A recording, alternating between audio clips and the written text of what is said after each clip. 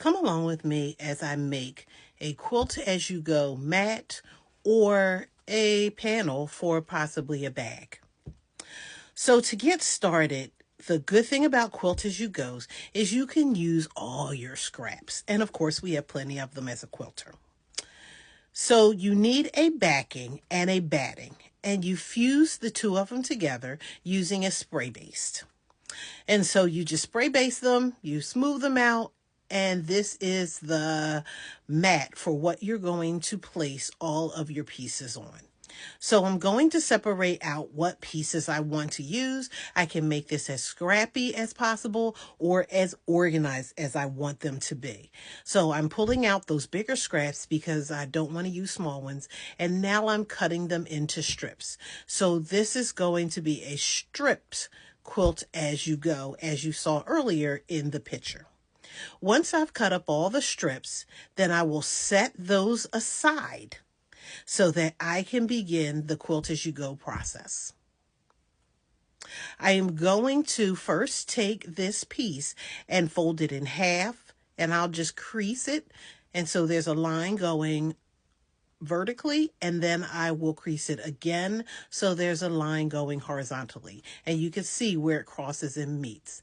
I'm going to put a square in the center, and I'll line it up with those lines that I creased, and then I'm going to spray base this down. I could pin it, it doesn't matter, but I prefer to spray base it, it'll stay in place. I'll audition what I want to line up against it so that I can begin the sewing process.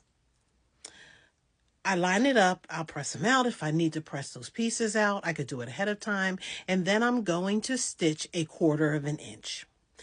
Once that's done, I'll trim it up and then I'll press it open and do the same thing on the other side. All I'm going to do from this point out is the same thing over and over again. So I'm just opening it up, pressing it, and going around that block. I'm choosing to use the same colors to frame out the block as I go, but that's totally up to you. Again, you can make this as scrappy as you possibly want.